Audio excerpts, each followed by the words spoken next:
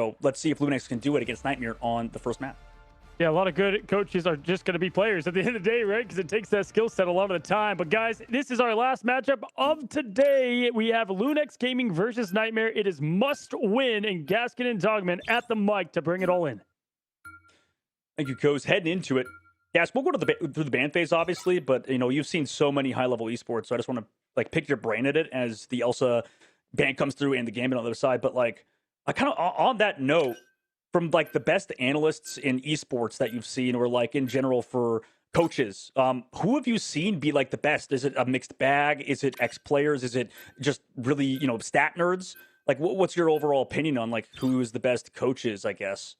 I think it is the stat nerds, those who are prepared to put into the time and look at the things that perhaps are overseen by ex-players at times. Ex-players do make good coaches as well, but sometimes diving into the numbers and the statistics can be absolutely massive. For example, Nightmare, the one map that they won in their initial matchup against We Lost was domination on Hell's Haven. So there's a reason why we're playing here. There's a reason why we are focusing this map, because they have found success.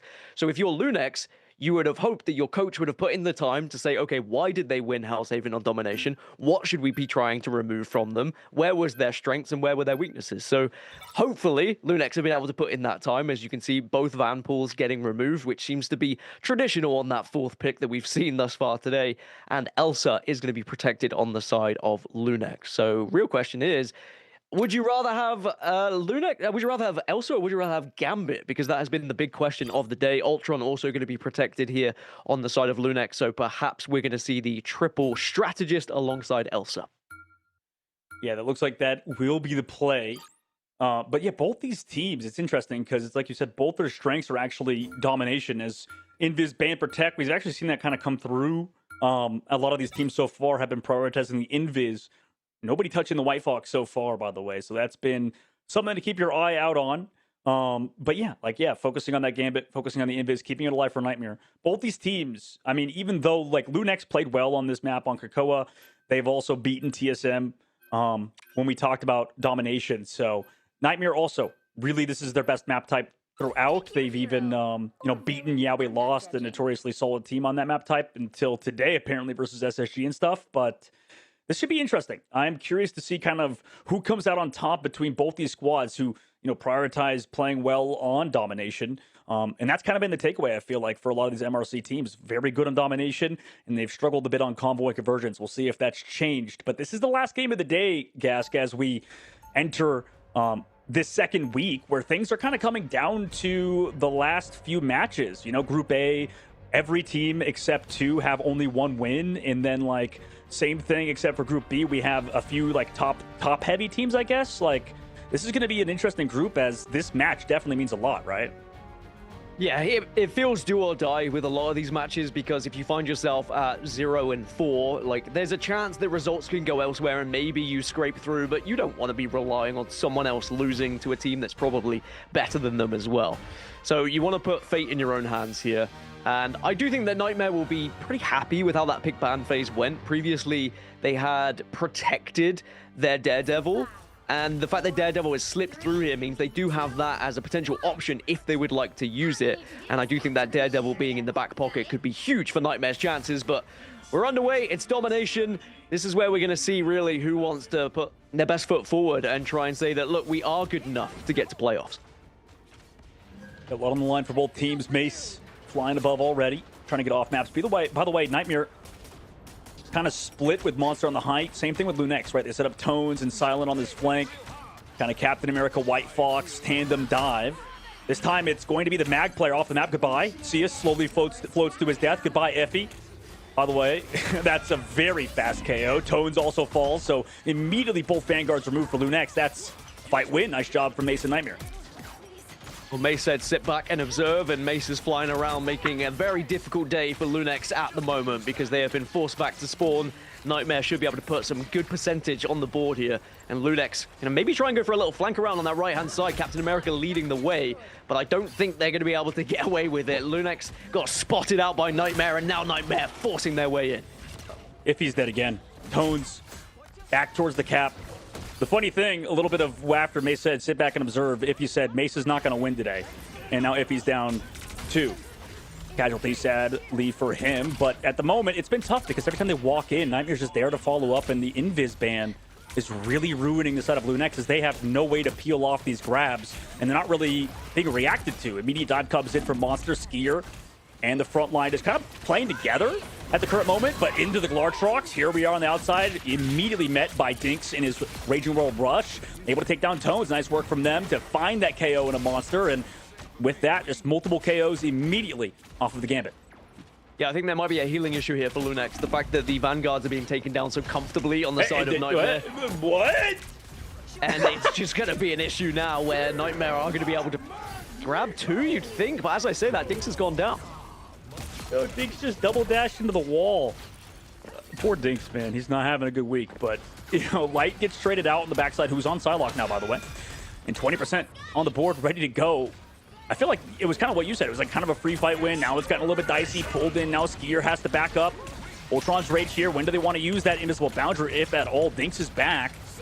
Here comes Monster. Does have the already go. Tico went too far, too aggressive. And now without the team, Logan still has that dance floor. Has to use it last second. Everybody now has to walk on in. We've seen Ritas pop off before on the Elsa, but so far has been a little bit quiet. And no ult just yet. Overtime has to be ticked down. Light with the Dance of Butterflies. No support ults, no strat ults against it. Iffy with the Meteor just to stall out a little bit longer.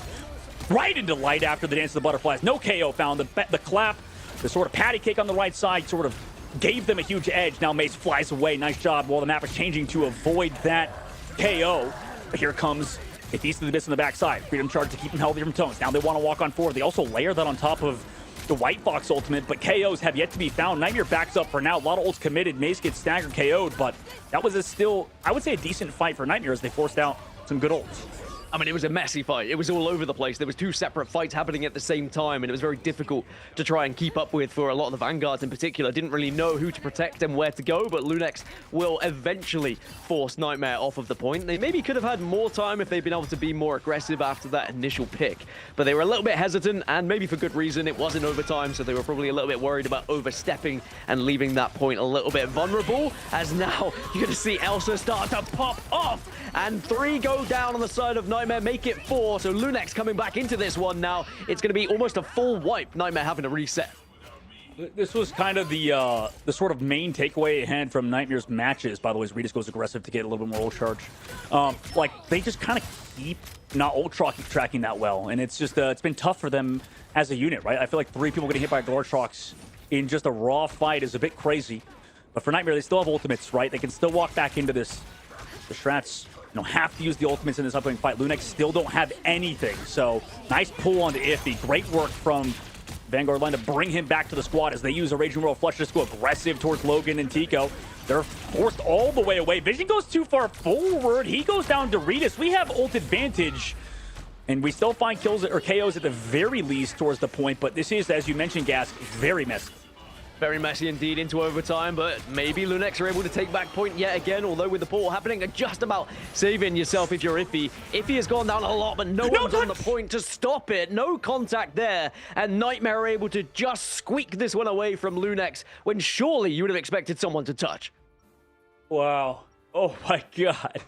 This is a fun one, Gask. I think we're in for a treat for sure. Like, a lot of people were, you know, maybe speculating the you know, how high level of a match this would be, but I think based on what we saw out of SSG, you know, Nightmare were playing against a good team. For Lunex, they've fought competitive so far, and man, just nobody touching the point, like you said, dude. That's brutal, but also understandable considering they don't have anything to peel off these Angela spears. But again, just even letting it get to that point in overtime, there was a chance earlier for Lunex when they had got 1 member of Nightmare down, and they didn't really press their advantage. They kind of hesitated, allowed Nightmare to regroup, and they did win the fight in the end, but those minor seconds lost come back to bite you in the backside a little bit later on. These just a few seconds can be the difference of actually surviving and getting a potential touch later on when in overtime. So maybe a little lesson learned there for Lunex about just capitalizing on some early picks, but you know, they're not out of it just yet. It's only the first round. You know, I like that Nightmare's really trying to play towards their strengths, putting light onto the Psylocke and stuff, playing a little bit more proactive. You know, even if they don't want to play the Daredevil, that did get through for them. We'll see what they want to do in this upcoming fight, right? You do have that Feast of the Abyss ready to go. They go in aggressively with the Dance of the Butterflies before anything else is here to follow up. At least they got out the dance floor, but now they can come in afterwards. Here comes the Feast of the Beast. Disengaged in the meanwhile. Monster just sort of backs up to the team. Logan goes down. Glartrox gets nothing. Unfortunately, is going to be hungry for the rest of this round as the counter Glartrox comes through. So it's at least 1-for-1 on that angle. And Lunex, their Captain America charge, is not going to get anything. NTMR win the fight. Yeah, that's a couple of ultimates that have gone a waste for Lunex, and NTMR will capitalize and take full advantage. And look at the pushback as well. Forcing back to spawn, just seeing if they can maybe get one extra on that feed to just make sure they can stagger a couple of spawns, but now they realize they have to back off. You don't really want to take the fight here. You want to move out and get into a bit more of a safe area that you can work with. Mace is going to have ultimate available as well, does Dinks. So really, NTMR should win this engagement if Dinks times is correct. Oh my, Ritas, nice shot on the light though. That removes them.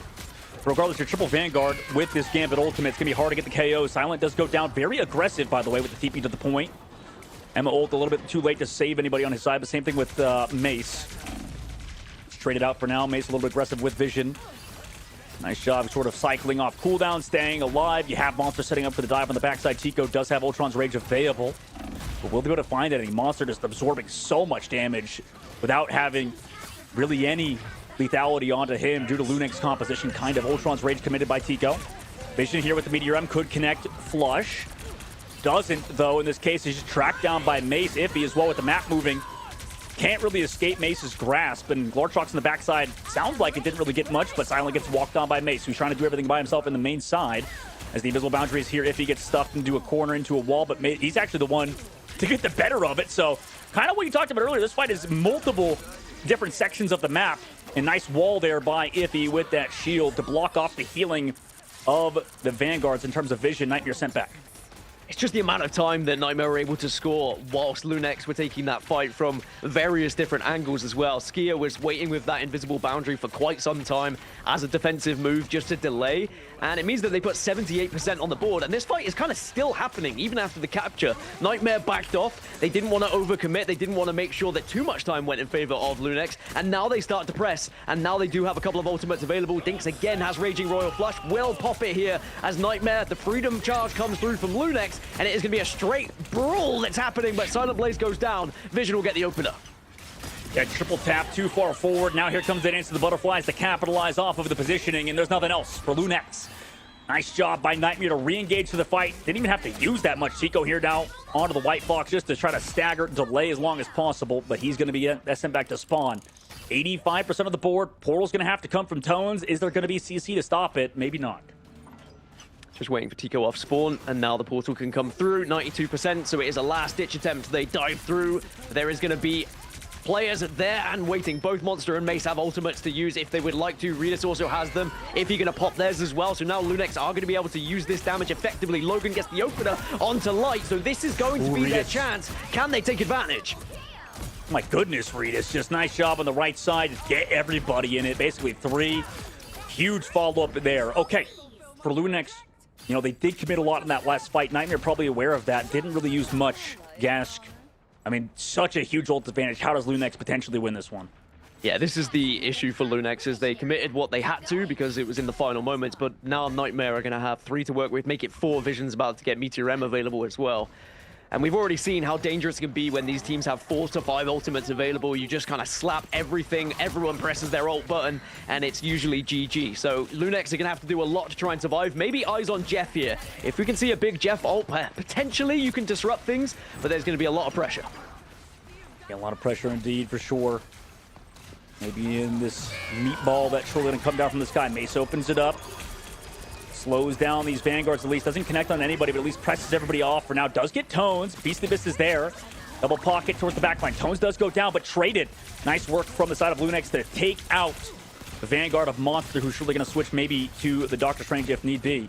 Regardless, Dinks pops out the Raging Royal Flush. Does there need any counter on the opposite side? It's Logan with the dance floor. But if he goes down to Visions, even through that, it's just a little bit too late now.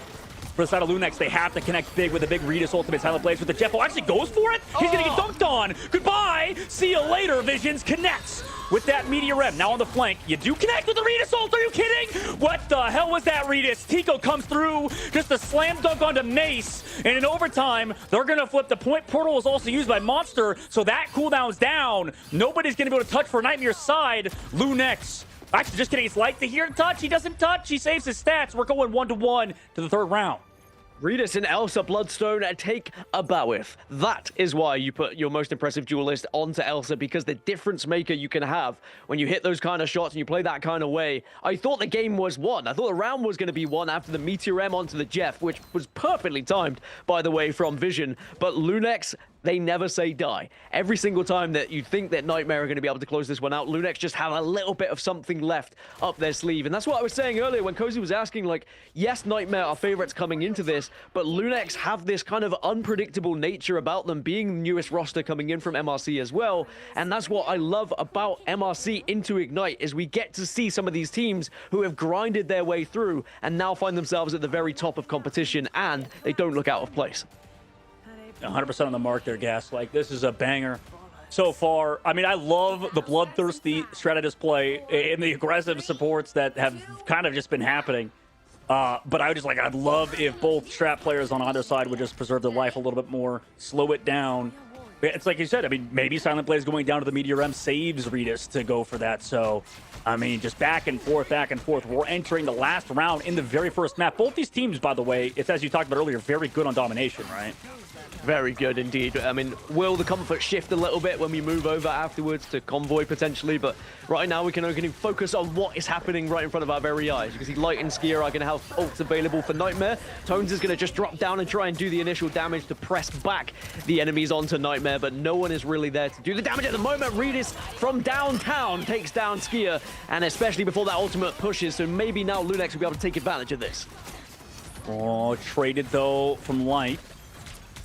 I mean, they're still on the point too. Tones does fall. Everybody's still kind of weak because of the strats going down early, but it's just on Regis. Okay, Regis finds one. Vision uses cooldowns too. Still has Jeff. Finds another. Dashes around the corner. Does have those Jeff Sharks heals as well. Nightmare does have the point, but Regis is at tier 3 instinct and just is able to kind of do whatever he wants, right? Just kind of dashes back towards team. Incredibly low cooldowns. I mean, they're still up, but the characters he got are very mobile, will come back fast because Mesa's on the Angela now. So everybody's back in the fight. Coming up on an ultimate is Regis. Still in control. The point, though, is Nightmare. Controlling it. Let's see if Regis hits a big ult, but Silent flanked by Visions. Gay just going to go down immediately if he trades back Mace at the very least, so it's a 1-for-1. But that Jeff remove does move a ton of healing out of the fight. Same thing with that team up with the Venom. Now push out of the fight, though, even with the Gambit ultimate, is the side of Nightmare. But they're still in control of the objective this whole time. But even though they just committed ultimate, Lunex have to back up. Reed still holding on to Galotrox as well, not using it just yet, and it could be the difference maker. Rage of Ultron coming out, and Lunex are going to be able to try and push on this, but Meteor M on the counter now from Nightmare to try and do some damage of their own. But with 2 falling, Lunex have the advantage. Lunex will continue to push in, have not had to use the Apex Predator on Regis either, and Lunex will finally gain control of this point. A good amount of time from Nightmare to put 62 on the board, but Lunex are demonstrating they have the ability to do it without ultimate. They have 4 ults now ready for this push from Nightmare. If they can just hold off, time them correctly, make it 5 with Silent Blaze also getting his onto Jeff. I mean, Lunex are in a fantastic position here right now. Absolutely. And Light's going over to Star-Lord now to maybe get some advantage with this Gambit, just to get some, like, 1 fight win. That's all they really need to keep this going forward. But Lunex, right, like you said, they have so many ults because of the last fight. They've held on to an absolute bank. And ult fortune in this case, Mace just catches out one, finds Regis. That's the target you need to remove too. He had the Glartrox, sends him down to 1 instinct. Huge work from Mace to find that KO. And with that, they're going to walk off after. I mean, there was a counter one by Iffy, by the way, onto the back line, but nobody's there to follow it up. Maybe just the Jeff, but here comes the Venom. A little bit late, just not synced, and Silent Blaze gets 1 clipped. Nice work from Light in the sky. And people forget kind of Light was actually an incredibly good Star-Lord player back in the day. As Nightmare, they try to get this point back from Lunex, who commit the dance floor. They're going to keep staggering it out. They still have that Jeff ultimate, and there's no Vision ult on the other side, so maybe this could be big.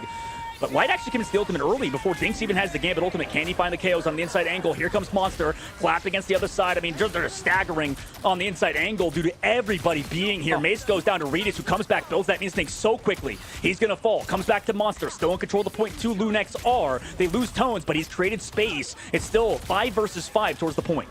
These are such elongated fights, but all the meanwhile, Lunex are still scoring. It's basically Light versus Redis, who can kind of find that pick on the back line at the moment and deal that damage, and both of them are performing excellently. Rage of Ultron is available if they'd like to use it, will use it now, and that might just allow them to just generate a little bit of a pressure and force Nightmare back as they continue to score. But Nightmare, they've lost. No, they don't. They managed to take down 2, so Lunex will lose 2. Nightmare finally break here, and they will be able to get the point. Yeah, they're inside with Ultron's Rage. Vision's like reads it perfectly, smacks him in the face. I mean, okay, job done for Nightmare. Now, 70% of the board. Looks like we're going for a portal play. Mace maybe going to go for the stun out of it if he is on it. Where's Mace? I need to see Mace POV, please, as we see that, stun in spawn on the portal. But they read it. They force Mace out. For now, he's sent back. Where's the healing for him? That's there. Bubbles used. Portal play actually isn't there, though, because if he's back over to Angela. Visions. Oh, my God. Logan falls so low, and he falls. 95% of the board. We're down 2 now for the side of Lunex without any healing. And the portal, I think, is just gone now. So Silent Blaze going down is huge. Nightmare, all they have to do is find these stagger KOs towards the point, and they have done it. Just got to deal with now with the Angela. If he falls, I mean, who else is going to be here? Just Redis, right? Nothing really you have to worry about. Nightmare have won map number 1 in a very close series. I mean, what a first matchup. That was definitely one that keeps the palate nice and juicy for us, as it's the last, of course, match of the day. We wanted it to be at least a little bit closer. We've had quite a few 2-0s thus far today, Dogman, but this one far closer. I mean, 99s across the board. Again, very difficult to try and gain control for either team. Very impressed with Light, though. The switch over to Star-Lord, as you mentioned, seemed to be a bit of a comfort pick for him, and it did work out. Was kind of free for a lot of the time, just not being shot out of the sky, and then the Galactic Legend was able to deal a lot of damage when that came through. Yeah, absolutely. A lot of things you could take away, I think, from the side of Lunex and Nightmare. I mean, this still begs the question, after this one, go to Envoy and Convergence, who has the edge? I mean, based on that one, there was a lot of situations where, I mean, we just kind of saw Lunex split up at certain times. Portal play comes through from spawn. It might have gotten CC'd. I'll have to look at that later. But we have still more to go. Nightmare up 1. They look to close out over Lunex. We'll see you guys after the short break.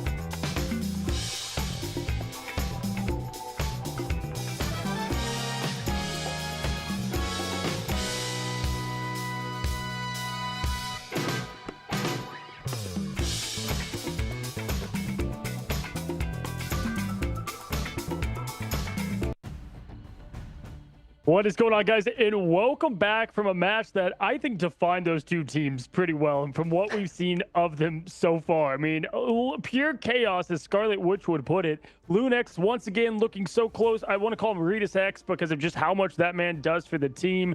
You know, Nightmare, you know, making it anything but sweet dreams for them because completely...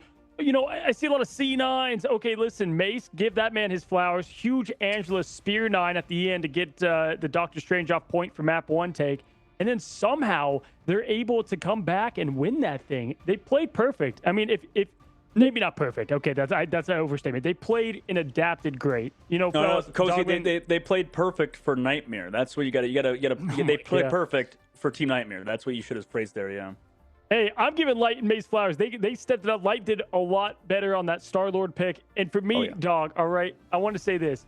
I think you had okay, we're going to give Rita to Elsa, and they were comfortable giving the Gambit over to Dinks. And, I think at first, I mean, if they ban the Elsa, I think they're going to solve any problems they even had at all with that last map. What was the biggest difference maker to you, and who do you think is going to have to put the team outside of Ritas on their back for Lunex, dog? I rely heavily on their vanguards right now. Like I mean, we talked about it. Only because just to go back on it, if we talk about excellent vanguard play, we have to talk about just like tough situations. I think like right now, you talked about Regis. We go to Museum of Contemplation. Maybe we're gonna mix things up, but like I think Regis was great. We saw some plays out of their backline. I think Logan was playing well. Same thing with Tones and stuff. But like. There are situations when, honestly, because the Invisible Woman, maybe like we have to take a look at that, where they just had no like saving grace for their vanguards, and they got picked off 9-10 times. So it's just Nightmare picking them apart right now, and I just need maybe us to slow it down a little bit on the next map, make plays a little bit faster too. Maybe not have Silent Blaze get picked off by a flanking Magneto player. There's a lot to work on, I think, next map. Yeah, I'm telling you, Gaskin, I think Silent Blaze is going to have nightmares, quite literally a Vision behind him with like the quick 1-2. And then Vision does it again. It's like, Vision's like, again, I'll do it myself, goes in there, gets 3. It's crazy. But I think what we highlighted early on, the mechanical skill is there. We're seeing great things. Some fundamentals, though. I feel like on both teams, some ult tracking, I think you highlighted, Dogman. On Nightmare's side, like there's no reason Galartroxus should be getting that much value. But then on Lunex's side, it's like cleaning up. You know, why even put yourself to that point where Angela Spearoff is going to end that match, right, Gaskin? Yeah, I think that both of these teams are going to be looking at this one saying, well, how do we play a little bit more structured? How do we make this a little bit more less messy? Because it was chaos, as you mentioned, pure chaos between both of these two teams. I think that Lunex have definitely tried to target a weakness for Nightmare, with it being Museum of Contemplation as well. We've already seen Nightmare lose Museum of Contemplation so far this preseason, so perhaps they've looked into those picks and bans and they might be able to find one of those weaknesses to try and tie us up and maybe take us to our first map 3 of the day. Yeah, I mean, hey, listen, Nightmare, they've been here before. They've got the dub early. It's about finishing strong, right? And Lunex has also been in this same position before. So will one of them change up the script? That's what we have to see. And both teams, I think, are in big need of a confidence booster. Lunex especially, because this is it for them. And Nightmare having Swamp still on the table, I believe. TLC is going to be a tough one. Here we go, guys. Nightmare's up 1 to Lunex. We find ourselves over to the Museum of Contemplation. Take it away, boys. Let's see what we got. Thanks, Coz. And, like you mentioned, I think that there's a lot to mix up here. I mean, like, maybe a coach would be a good help for both teams, honestly. Like, I know they have a coach, too, on the side of Nightmare. But for Lunex, there's a lot to discuss. And I think a lot to VOD review, but it's always tough when you're a player-run team. We'll see off the rip, though, whereas Lunex go for that Elsa ban. They want that one-sided match to be talked about, Gas. I am surprised, though, from Nightmare, like, considering that Elsa was the main problem. Sure, they still won the game, so maybe they're not too worried, but Regis was absolutely popping off and was the biggest concern for me on the side of Lunex. So giving him that freedom yet again to play on the Elsa, I do think is somewhat concerning, but it shows that Nightmare just value Gambit more. They think Gambit is more of a threat. Not only do they get to ban it, but they get to keep it as well. They also remove the Mantis, which makes the trip strat more difficult on the side of Lunex. It's not going to be as good, and of course, if you are allowing a Elsa, you have to get rid of the Mantis. We've already seen that today and how badly it can go if you allow Mantis and Elsa to be alongside one another. Yeah, 100%. Don't give Regis the damage boost. Don't tell him about strat pool, though, okay? Don't tell him about that. Vanguard pool banned out on both sides. And I'm very curious, too, because, like, for Nightmare, I mean, maybe it's like this, just because, like you said, Regis was a monster on the Elsa, but just Gambit comps just appear to be so much easier to run than anything else, right? Like, I feel like you just fly at the other team's face and it just pans out for you, right? Like, it just kind of getting that mismatch. Like, yeah, you got to deal with Regis, but also most of the fights we could just walk at him, I guess. Yeah, I think when done correctly, the Raging Royal Flush is just such a punishing ultimate as well. As long as your team is working together and you have a game plan, it feels like a must-win every single time you press that ultimate button. The question is, how do you actually counteract it? Because I think that's the biggest question at the moment throughout the community is, how are we going to stop Gambit from doing it apart from banning? And there was the same question about how do you stop Elsa as well. Two very difficult heroes to actually try and counter and take down. We will see Ultron just protected on the side of Lunex as well, so expecting another Trip Strat to come out once more. Maybe because of that, they might try and ban, I was going to say Loki or Invisible Woman on the side of Nightmare to take that away from Lunex. It's mainly just trying to punish their strategists and make them dive a little bit further into their hero pool here. Yeah, I imagine for them, they're thinking like, okay, we want to ban the Invis because it worked out so well last map. This map, maybe you could assume the Loki should be able to get more done if they do want to play Loki, because it's a convoy map. They could play back and stuff, but makes sense to do if it ain't broke, don't fix it, right? Like, that's worked so far. We'll see if it pans out for moving forward. For Lunex, I mean, this is their map pick. You talked about how they played well last time, Gask, and I think for this Lunex squad, I mean, you have to win, at least have a good, solid offense versus Nightmare, who was starting out on defense, right? Well, I think where Lunex were struggling in that previous map was when Iffy was just kind of picked away and stolen and then taken down too quickly. A couple of the Vanguards were just falling a little bit quicker, and I don't know whether that's a positional error or maybe just strategists not quite being in the right sight lines. There's clearly some communication needs to be worked out for Lunex there. It got better as the map went on. Just a couple of early percentage went towards Nightmare because of some small mistakes from Lunex. And again, that's to be expected from some of these teams. They're not going to be playing perfect. You are going to make mistakes, but it's about either capitalizing on those mistakes if you're the opposition or making up for them when you next spawn. Great points all around. Starting off now. Can Lunex keep their tournament hopes alive, right? I believe if they were to lose this could be it. And all she wrote for the side of Lunex against Nightmare, who, are the other only two teams at the current moment. Who thinks they play it back right now. Oh, nice kidnap, by the way, who came out onto Mace. This woman not there to save him. Bubble onto Regis. The Wolverine mix-up was vital for the first pick. Vile indeed. Elsa, though, is again going to be a problem, but this time is being opted to go onto the side of Tico, so Regis is going to be switching over to Wolverine, as you had mentioned before. But if Regis can just steal someone away, it could be the difference maker as well. Dive in, get those claws in, bring them to your back line, and then absolutely demolish. But at the moment, no one really been able to take advantage. As I say that, Silent Blaze does get the opener onto Monster, so Lunex will have the advantage now to be able to press here and push and try and find another couple KOs, and they do find another Vanguard, and Nightmare on the back foot have to retreat. It's kind of the opposite of what we saw in Nightmare before. Like, they're playing too passive compared to too aggressive. Mace has to walk out. Diamond Form gets deleted. And Lunex is in the second phase. Like, they got a portal play coming back, but damn, it felt like they just got kind of walked on and never any cart space. This is just a crazy change-up, Gas, because considering, I mean, I think the last series Nightmare played in, like, there was a lot of focus towards objective, but now it's the exact opposite. Well, as I said, I think that Lunex have done their research. When we saw Museum of Contemplation before for Nightmare, they were only able to get 1 round 4, and they conceded 2, basically. They were able to let that convoy get that 2-round advantage over them. And sadly, it just looks like they struggle a little bit with maintaining their defense here. There's a couple of players who are getting a little bit lost here and there, and Lunex taking advantage of that, being able to pick away those Vanguards. But it doesn't mean it's all over for Nightmare yet. They can definitely stabilize on this next point and hold, and a lot of it may come down to Light being able to emit some damage on that Star-Lord.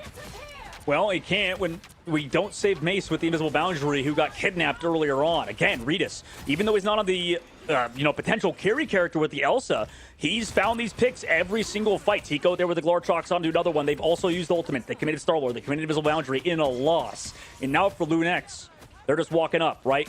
This Groodle, by the way, isn't going against this Meteor M, so it's not going to get eaten necessarily. However, Mace can shift it. He could potentially eat it with the shield. Bubble already used. Are they reading it? Cart's still pushing forward. Monster's back towards it. Mace comes in with the Meteor M, actually, just to get another choke point. Get some healing. Okay, if he goes down while waiting behind the wall. Nice shot from Mace. Considering what was going to happen after that, that's surprising. We also commit the White Fox ultimate. We still lose one. Redis is going to fall in the middle of it. And honestly, this is going to send off Lunex for now.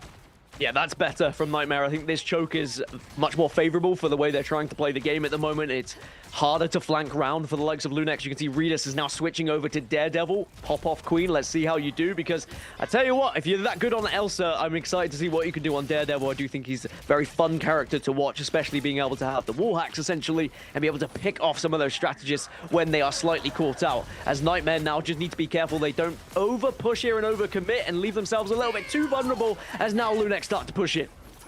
Redis walking up. You do have Tones on the backside trying to capture on Visions, who gets out of the gets out of the inside angle to get off the Ensong Inferno. If he wasn't a step faster, he might have been dead. But in fact, it's Tones that falls on the opposite side. Monster there with the follow-up. Nice work. I think this mix up to put Visions onto the onto the Phoenix has enabled them quite a lot. Silent Blaze, who's now over to that Jeff yet again. See if they can walk up, right? I mean, they used the Meteor M in the previous one. Mace, by the way, close to another one. He's built these ultimates so fast. Pretty much going to have a second one in just a moment. Dinks walks in with the Gambit ultimate. Light in the sky with that Star-Lord. Can they find the KOs in the middle of it? The follow-up should be there to at least get a KO, but no, they're on the inside. Everybody kind of ducks into cover. And Silent Blaze, with an absolute stream from across the map, takes down Skier, who had the invisible boundary. Meteor M for Mace needs to go big, but can't find anything. The answer is no, it's going to be Visions, who, with the space provided by Mace, able to find one, though it is traded. Tico going down is huge. That resets a lot of that damage the Elsa is going to do. Also, Redis doesn't have that ult. It was utilized in the previous fight without any avail. Now on the flank, here comes Silent Blaze trying to force away the backline with a dive from Tones, but will there be any KOs? Inside, Vision still lives. Ensong Inferno just to save his own life. Here comes the Jeff in the water, comes back, gets onto his own Elsa, but no KOs. In fact, it's just going to be his Venom who gets tracked down by Vision from across the map. These two teams are putting our observers to work. They're going cross-eyed right now, trying to keep up with these fights because they are happening all over the shop. There is no structure to it. It is a lot of individual fights, 2v2s happening. Vanguard's trying to bounce back and forth to try and protect their strategists. But right now, it just hasn't worked out for either team. They've not been able to get that solid wipe to really get them to stabilize. A lot of ultimates that have resulted to little damage. I was surprised the Galactic Legend didn't get anything, but maybe we'll see something from Vision. Now we switch over. We're going to see the Phoenix available yet again. Mace is taking a lot of damage there, but Lunex still holding on. NTMR not dropping anything. And again, it is just sustain, sustain, sustain here, Dogman. Well, both teams are just like almost too scared to make a play at the current moment. I mean, that was almost like a free Elsa for Tico. Just didn't use it now. And he could maybe pull out of the Invis boundary. Gambit ult on the opposite side. Here comes Tico. Maybe you got to find something. But really, Vision's been so free. Ensong Inferno has been built up again. I feel like he's had one every single fight because of the Gambit, the pace. Here comes a huge Lord Trox. Okay, Tico, that's what he's waiting for. In the sky, Star-Lord is trying to find more, but everybody's hiding back around. Ensong Inferno connects onto Iffy at the very least, but you still have Tico alive. He's got full instinct stacks. Vision towards the spawn is going to fall. And finally, off of a nice push from Lunex, and actually, they've held on to some ultimates. They're moving into third phase. Yeah, surprising considering we saw that Light had the Galactic Legend available. Vision also had her ultimate to work with. So the fact that we're going to see NTMR not win that fight, just, again, we have to give a lot of credit to Lunex for being able to shut them down without too much usage of their own ults. Of course, they are still going to have Tones to use one. Silent Blaze has got Jeff's ult up as well. And now the real question is, when do you pop it? Tico got sniped, by the way, by Visions during that fight. Rest in peace to Instinct. Right now, Light in the sky, looking for the Venom. And there's actually Daredevil on both sides, by the way. So if you were whipping out your Braille, you know, maybe you could relate. Right now, Light trying to look for this peel now back towards the Venom, who went for that dive with the Venom ult from Monster. Really, Tones that did the same thing. It's kind of back and forth. Light trying to mismatch onto Redis, who also could see through walls. But it's Redis with the ultimate on the backside. Invisible boundary mat by Skier, so he understood the assignment to counter Redis' ultimate. Now what happens afterwards? Meteor M could follow through from Iffy, or is he waiting on it to counter something? Maybe the Ensong, or when they go in with more ultimates. But it's nothing for the side of NTMR. In terms of straddle, it's Lunex's ult's a little bit too late maybe from Iffy's side. Everybody's disengaged. Never mind, it's Mace that falls. Excellent pick from Iffy. And they are walking down NTMR at the current moment. I mean, both the backlines are sweating buckets in the moment, keeping everyone alive, and the fact these fights are constantly going on in this way, even with that initial pick, not able to capitalize and just continue to press and actually get more KOs in your favor. But NTMR, they are still backing off. They're allowing Lunex to just continue to push this car. And Lunex need to be careful, especially the Venom does manage to just stay alive. If he also pretty low, that means Dance Floor gets ultimated, and we are going to see the situation where you just try and keep everyone alive here. Hold on. Nobody touches! Are you... I'm gonna puke, man. I'm actually gonna puke. That's correct. Lunex gets stopped. They don't touch. This is just C9 Central, dude. I mean, that one caught me off guard because I thought for sure someone was on the cart there. I mean, you can't allow that to happen. That's just wild. Like, I was about to call out how Logan, like, you know, did the dance moves around the wall to avoid the media rem. Right? Without having to use the... Yeah, that was nice. And then danced his way off the payload. That was the most Luna Snow thing I think I've ever seen. And it's not even on Logan. Okay, I just, like, obviously it's for the meme. But, like, yeah, nobody touched with everybody there. That was crazy. Okay, well, that flips everything on its head, doesn't it, Gaslit? Because that is insane. It does a little bit, because Lunex they were looking pretty good, like potentially going for the full 3 with the way that they were playing. They were slowly but surely pummeling down NTMR, chipping away at them, getting a pick, moving forward a little bit more. And even though we didn't see many clean wipes on either side, Lunex was still coming out on top. But now, not reaching the 3, it does put advantage over to NTMR here. We'll have to see how Lunex are going to be on the defensive side. Any changes coming out that we're going to see? I mean, Redis onto Elsa is where we need to be looking, right? Redis switching over to Elsa now. We've already seen what he can do on the previous map, and now he's going to have free reign to try and be the biggest blockade against NTMR. We'll see if we can stop him. Man, this is an absolute... I hate to use the word slobber knocker, but this is a slobber knocker. I really. love the word slobber knocker. Use it all day long, dog. Okay, I will then. I will, because... I mean, this is like a canonical Deadpool fight. Like, both Deadpools losing limbs, you know, just slapping each other with their faces. You know, I feel like in slow motion. But Redis, he takes advantage of it. Dinks falls down like it is slow motion. Already finding that first pick is Lunex. Redis, Dinks. And now Dinks will be back up. But again, similarly to the previous round, you get that first pick, but you're still unable to push through, even with the extra player, just because... Just one strategist alive, and NTMR still able to sustain and able to hold, as Lunex, though, will just try and slowly push forward and see if they can stop NTMR from getting any sort of presence on this payload. But Lunex doing very well at the moment to stop NTMR doing anything, really. Yeah, I mean, they're just trying to build up towards ults, maybe get that Star-Lord and Gambit combination. Tone's trying to play live, plays live, better than earlier. But again, they're just trying to stall at the payload. You know, you heard Blur talking about it earlier, just be a big fat man on the payload. That's exactly what Iffy's doing, but he needs to not go down, obviously. Has that Snowflake, has the drone, double pocket from his strats. We also have Strat ults on the defensive side. Here comes the Gambit into a potential Star-Lord ult combination. As they just want to wait it out now. They've already gotten the dance floor out. Maybe they expected to use this afterwards. But the Meteor M is not built up for Tone just yet. Tico has to go with the Ultron's Rage. Freeze on the Mace, by the way, from Logan. Excellent job to slow him down, but it doesn't matter. Tico goes down in the sky. Invisible Boundary was there to keep everybody healthy. We have no more Straddles, but it doesn't matter because in the sky, without a Meteor M to counter it, is Light, who bleeds down the rest of Lunex. That's 3 in the fight for him. We're going to rely on a portal play now for Lunex. Yeah, that was the cleanest fight that we've seen so far in this game from NTMR. That's far better. They were just pairing a lot more successfully across the board. As you said, biding their time, waiting for ultimates to be popped on the other side. But here's that portal that you were talking about. It is straight out and straight into the action for Lunex as a last-ditch attempt to try and stop this first point from being reached. NTMR do have ultimates to work with as well. Group with Entanglement could try and drop something. Meteor M now comes out. Can you hit anything? Tones does hit Vision, so that's Groot out of the equation. Visions threw the ultimate, but as he did, got grabbed by Redis, so that ultimate canceled. And now he's switching over to the Phoenix. He wants off of the Groot. Phenomenal work by Redis again. It talked about this guy popping off so far, and does it there. Now back to the point was Lunex. They have some semblance of stabilization with 1:03 left. Vision switching over to Phoenix again, and already at 74% ult charge, by the way, ready to make a difference, perhaps. Remember how quickly NTMR were able to build that ultimate in the previous round. Was a constant threat on the Phoenix. Dinks also has the Rage of Royal Flush available, and Mace going down, though. Are you going to have to pull out an ultimate just to try and stay alive here? And maybe Light's back on Iron Fist, by the way.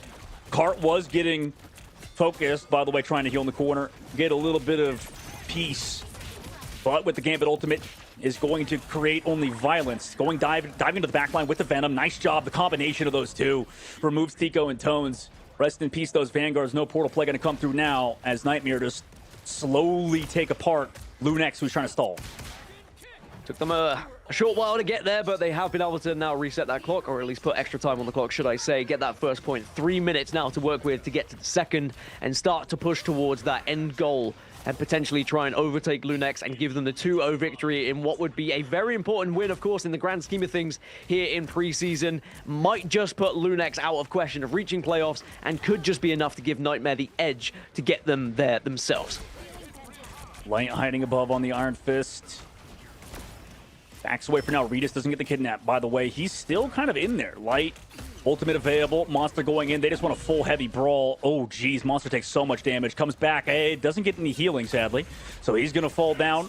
Go back into Bruce Banner form. Now here comes that Ultron's Rage from the sky to try to help pressure off everybody on the side of NTMR. At least Monster, there's some solace there that he forced that out, kind of. 2 minutes and 20 seconds left to go. NTMR don't lose anybody else besides Monster in that Hulk form. This is going to be the big fight happening right here. 3 ults available on both sides. It's going to be 4 for Lunex shortly, but actually Monster's going to be the first one to go ultimate in terms of his Hulk form. And now can you actually push and pressure some of those strategists away? But look at the amount of ults now available for Lunex, and they are sending it. White Fox goes in first, Venom goes in second, and now the Wolverine goes in, but Wolverine gets shut down. Mace gets that initial one, and NTMR maybe have the chance to push through now.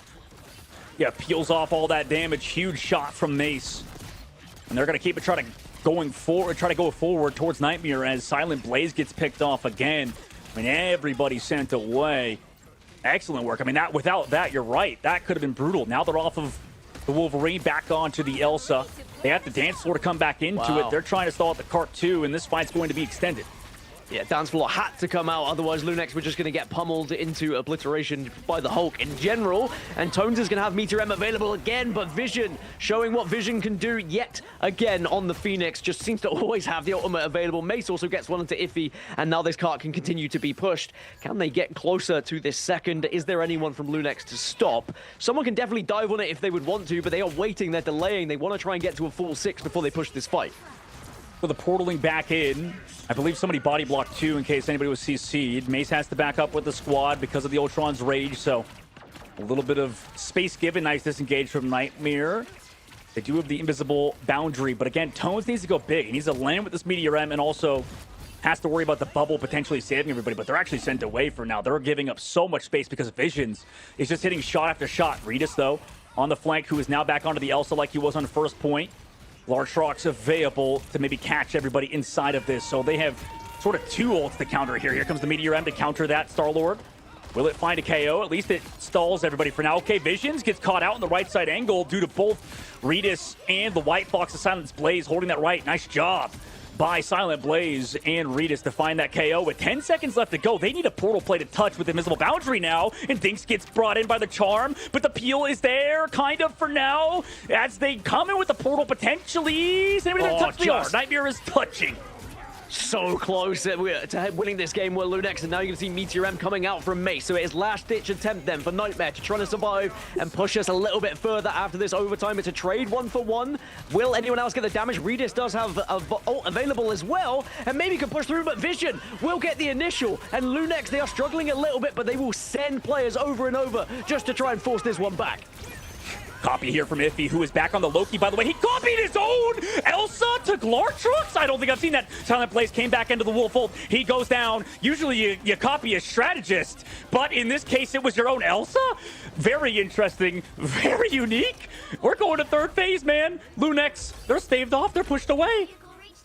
And now we're really going to wonder that lack of a touch previously from Lunex in their attacking round. Is it going to come back to bite them in the backside now? Because we are going to see NTMR with the chance to push up, and we saw how NTMR struggled to defend previously Lunex in some of these areas, so you'd think that Lunex will go through some similar struggles because the choke points are a little bit of a weird one. There's a lot of angles you can take, a lot of flanking potential as well on the side.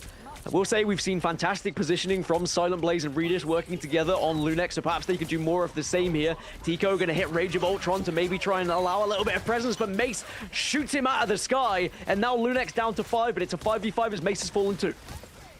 Yeah, 1-for-1. Tico, by the way, switching to the Namor of all things last second with 40 seconds left to go. Light does have that Target ult in the sky. I mean, they're giving up a lot of space, too, even without ultimates. NTMR just going to take it for now. So the Namor is something we haven't seen really today. We'll see if it can actually find something. Here comes that Venom ult in the back line to just try to get ultimates out or something, but he's being clapped away for now. You take that 1 for none on Lunex's side without losing anybody, but the cart is still pushing forward. Galactic Legend is popped. Vision also has the Endsong Inferno available as well. Logan has to go to dance floor just to try and protect this payload. And now we're going to see Skier also bouncing back with the invisible boundary. So all the strategist ults being used to protect. Tones has Meteor M to try and slam dunk. Can he hit anything? He not only stops, but also destroys Light out of the sky. And now NTMR, can they recover from this? Because Lunex applying the pressure as we go into overtime. Huge shot from Mace. He could be the actual game changer in this fight as Gambit ult committed as well. Visions with another one, make it 2. Overtime ticks down. Do they even have the portal from earlier, though? Yeah, that is all 5. Maybe a CC out of spawn. This is going to be super close. Maybe they don't even get the portal. It is off. Okay, so there will be one more touch here, guys. One more last-ditch attempt. NTMR were able to do it previously, but now Lunex, what do they have? Venom has the ultimate available, and Silent Blaze also has White Fox ultimate as well to try and press this one. NTMR are going to have to try and hold. They have no ultimates to work with. Lunex surely should be able to bully them here. They try and take down Silent Blaze. Mace looking around, needs some support. Nobody's ever touched. Tico finds him. Full charge. Light into the sky. Trying to dodge around, fly around the cart. As this is one of the more annoying carts to touch. They don't do it. Lunex have tied up the series. It is 3-2. We're going to map 3. For the first time today, we have a map 3. I didn't think we were going to see it, dog, and I didn't know if it was going to be from this series. When I was looking at all of the matches today, I was expecting, maybe 100 Thieves game would be a little bit closer, perhaps, but this one of all games, I mean, what a match we've had thus far. I mean, tying it up, Lunex, considering they weren't able to get that touch onto the cart initially, we thought maybe that was going to be what bit them in the backside, but on the other side, NTMR just can't quite push through. Took far too long on that second point for them to be able to get it here. I mean, Jesus, dude. Like, I'm lost to where we are, by the way, in the run of show, Cozy. You need to save me here because, like, I don't know what we just saw. Like, I'm with Gask here. Like, that was crazy. Dude, I'm like, what did we not see from that entire match? I mean, you had 5 people not touch the point when Lunex, it was a layup and there was no Spear 9. It was a complete just not going on the duck flow. You had 2 Glartrox in a matter of seconds, and then Mace was him and survived through both of them, essentially, even with the Loki copy. I mean, that had just about everything you would want. I thought after Lunex was not able to move that point forward, that ship was going to sail, and somehow they came back and ended up holding that thing. I mean, absolute perfect play across the board when you want chaos, and that's what we got. What did we say going into it? It was pure chaos, Gasket. We got it again. Yeah, pure chaos indeed, and maybe we found a weakness for NTMR in Museum of Contemplation, because that's 0-2 now for them across preseason. 2 losses that perhaps they look at real struggles of being able to push that cart through, because like I said, in their last time we saw it, they only were able to get 1 point. Sure, they've improved this time, they get the 2 points, but they needed the 3 really to be able to win that one, or just 2 3/4 as it was in the end, because Lunex kind of dropped the ball. But wow, what a match we've had so far. I mean, these 2 teams are nothing short but entertaining, if we put it that way. That's the word. Because even at the end there, Vision was going for the Phoenix stun on the portal, and someone like body blocked that at the last second if he was there with the Venom either way. But yeah, I think it had definitely entertainment across the board. By the way, Vision with 44k damage. Oh my god, dude. Base hitting an insane meteor in during the Glartrox that Regis had. Like, there was a lot of takeaway plays that was like, wow, that was, again, anything but not entertaining. But here we go again. NTMR up a game. Now they dropped a game, and will they lose? If they lose this one, I mean, now we're looking at the exact same pattern that's happened with this team. And to me, it looks like they've cleaned up a lot of at least the mistakes that haunted them on week 1, dog, especially I would say in some of the duelist decisions. So, I mean, what does it take to close the book? You know what? Like, I feel like you gotta maybe call. I don't want to make that joke. I feel like I was going to get really dark with it.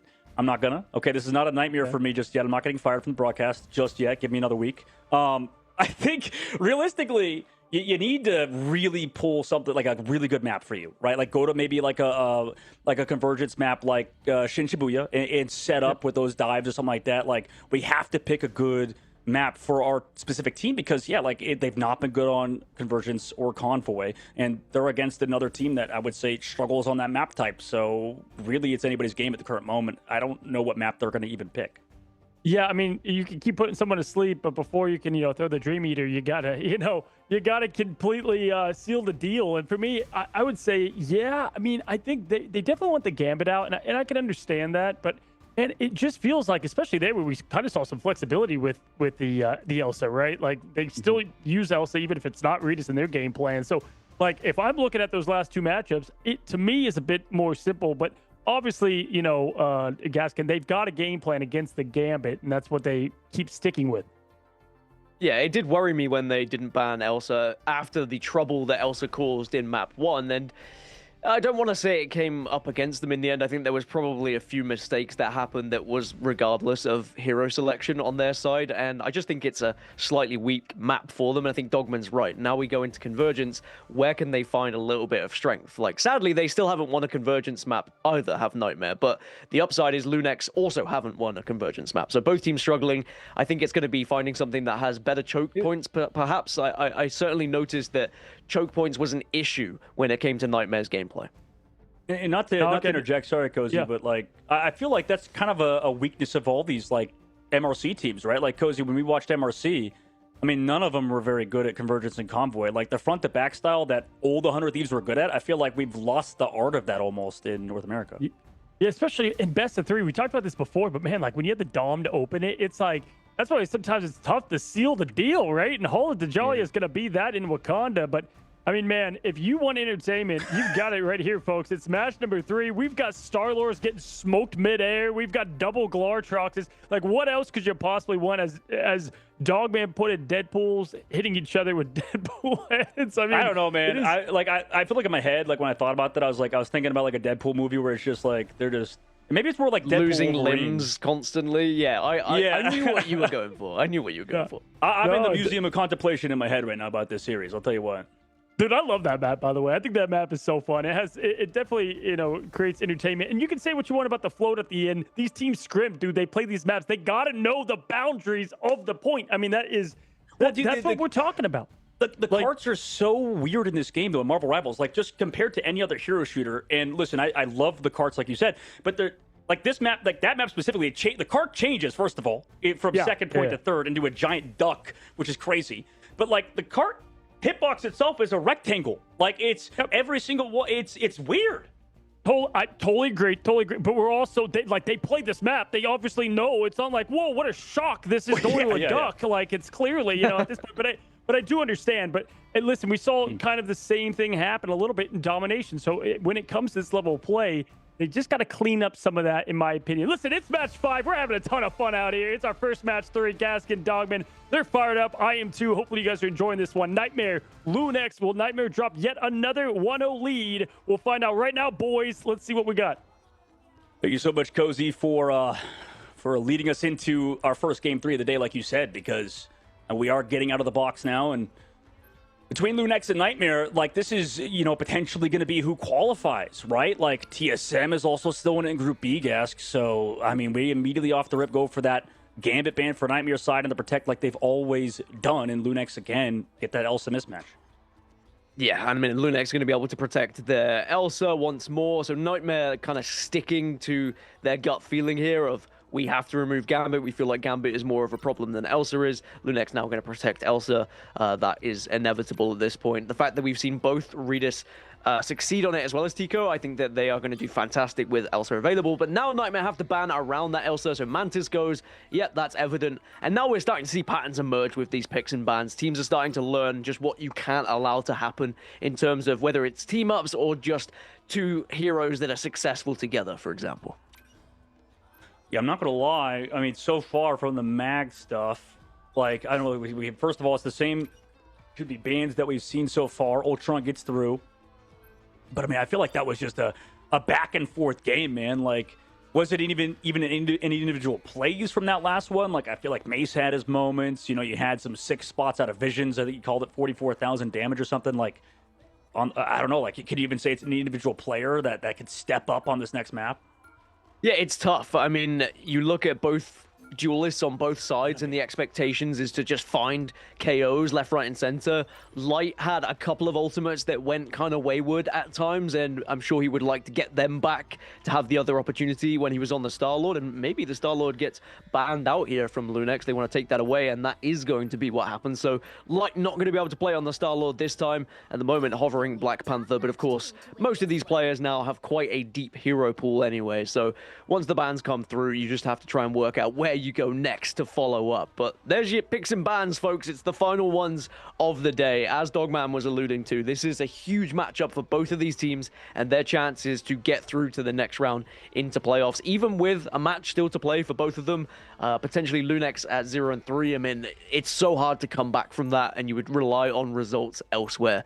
Can NTMR close this one out? They look like the better team going into the first one, but now Lunex have shown that they are here for a fight, and they've got their fists up and ready. Excellent setup, Gaskin. You know, between these two teams, I mean, that last ban could be the difference maker. The Venom, right, going away from the Invisible Woman. And then, you know, we've seen Tones pop off, by the way, before on the Hulk, but based on last map, like, we saw so much good Venom play that I guess it makes sense, but the last-second adjustment, as well as getting rid of the Star-Lord, considering you dealt with it on the last map, like, I mean, this is some, I don't know if they're overthinking it or if they're underthinking it at the current moment, because this last map should be a barn burner and a huge change-up based on what we've seen in the past 2 maps. Well, this first point can sometimes be a little bit difficult to try and grab if you've got a good defensive team that's set up around this wall and just kind of bully you every time you try and approach. Sometimes you have to rely on a duelist to try and flank round and get a little bit of a dive action on the go, but Lunex, of course, they're just going to be holding Redis back and hoping that he can pick anyone off that starts to approach, as now NTMR will be jumping on in. They have been able to show some presence on this point already, and look at this mess. They are all over the place, and the first one goes in favor of Mace onto Iffy, so NTMR will find that first pick, and now they can start to push onto the point. They got walked on in that fight. You know, Portal Play going to come through. Tones has to duck around the corner, avoid all that damage. Vision's trying to find Tones in that Bruce Banner form. And I mean, at the moment, the Venom ban looks like it's panning out, right? They're just able to find that Vanguard line who's going over to Captain America. Now the Portal coming through from Iffy. And they give up the point. Oh my goodness. It's not even a contest. We're going to second phase. Yeah, that's kind of crazy that NTMR were able to get that easily. Lunex, I think, will be a little bit disappointed. So now they have to back off to Statue and try and hold this angle. But at the moment, they are just being forced back as far as possible so they can create some coverage here, create a little bit of a gap and distance to try and move this cart forward. And NTMR, I think, will be delighted with that initial opening play. They were just so confident. They just walked onto point. They didn't fear. They trusted in their strategists, and boy, did it pay off. Now, Skier is going to have ultimate available as well if they would like to use it. Actually, both strategists on NTMR have their ultimates here. When it gets picked off on the left side angle, you do have Tico playing in height, just kind of chilling, using every cooldown actually kind of here at this back angle. So no shields in the middle of the fight. Though he'll build it up in just a moment. Regardless, it's going to be slow play. You have that Gambit ult available. You come back with Light in a second. They go aggressive. There's the Gambit ult. But oh, Skier goes down to Tones. Juggling back and forth. Skier in the middle, or I guess away from his Gambit. Iffy, meanwhile, trades back Mace. So both sides of the map, NTMR got crushed. And Invisible Boundary committed by Lunex towards the very end, but it's a fight win regardless. It's a fight win. They've got a lot of time to do NTMR, so I don't think they'll be too worried as long as they are able to stabilize here, be patient, and group up. Of course, they do have that Invisible Boundary ready to use themselves. Monster also has the Venom ult if they would like to as well. But there is definitely some questioning things happening at the moment. There is a lot of players all over the place. I guess it was a pull from Skier, who came back from spawn, but Redis able to live. Here comes Monster on the backside. Does have ult available. Meanwhile, Invisible Boundary against the Fox ult on the backside. Lartrox does connect, but Skier's still alive. He's 22 HP. He's actually still alive. Even with the Eye of Okamoto, nobody falls just yet until Redis finally gets Skier, Monster, and Dink. So, bit of an awkward one, but the Eye was big from Iffy. And NTMR held off again with ultimates. Yeah, when are they going to pull the trigger? That's the real question. Down to the Butterfly available now for Psylocke. Light, I'm sure, primed and ready to use it. try and take down a couple of the members of Lunex's back line, potentially just allowing them to push up. But look at the aggressive stance that Lunex are taking at the moment. They're not backing off towards that payload. Instead, they are absolutely just sitting and getting in the face of Nightmare. But now we're going to see an attempt at diving behind from Monster just to try and turn some heads here. I mean, they know they don't have any straddles. I'm just surprised there's not like a hyper aggro play onto Strat here. Maybe with like Monster and Light, but Cart's controlled for now. They get at least space. Now they go aggressive. Here's the dance floor. But not dance floor, sorry. Dance the butterflies on the cart. Maybe he's trying to go for Tico in the sky or something, but regardless, Gambit all committed by Dinks. He's built up another one. In the meanwhile, Monster falls solo, but he's still alive. Dinks able to take down Silent Blaze. Logan also falls soon afterwards. Lunex just trying to stall out for now. Dinks does get taken down low. Tico's over the high ground looking for some potential picks. Actually commits the Ultron's Rage without any follow-up, really. That's kind of interesting. But regardless, Cart's still pushing for Nightmare. Yeah, Cart's still going, and now eventually Tico gets taken down, so Lunex are going to be in a 4 versus 6, going to have to back off, and they're going to get closer to securing this first point on the board, or second point, excuse me, on the board for them. There's going to be one last chance to try and stop. Will they learn from their previous lesson? Invisible Boundary is going to be popped at the same time, and now they are going to dive in onto it. Doctor Strange doing his best just to keep damage away. Meteor M is sent forward. Not sure it connected onto anyone, though, but a lot of damage being done here as they try and force them off the cart. And nice job by the Fox to live from the back left angle. Reed is trying to peel for Monster. Does he do so? Hit the shot, he does. The Lord Elsa player. Now they try to walk on forward. Diamond form committed, looking for the Psylocke now. No ultimates again for Nightmare. 2 minutes left on the clock. I mean, they've done a good job so far, I would say. But if they get staggered here, that'd be brutal. So much damage taken by Mace, but it has to just try to contain the amount of aggression happening at a Lunex, absorbing all the damage from the Elsa player, and he is. Building up towards the straddles again. I mean, they're going to have another Gambit ult to go aggressive with. Nightmare do. If Nightmare fall again, though, if there's another clean wipe on the side of Lunex, especially depends on how many ultimates are used here from Lunex, right? They've got 3 available to them. Tones is going to go for the Freedom Charge initially just to push back, give that little bit of space. Nightmare, do they respond? Ayabagamoto comes out. They've popped everything, have Lunex. This is their attempt really to stop, but Nightmare are doing well to stabilize.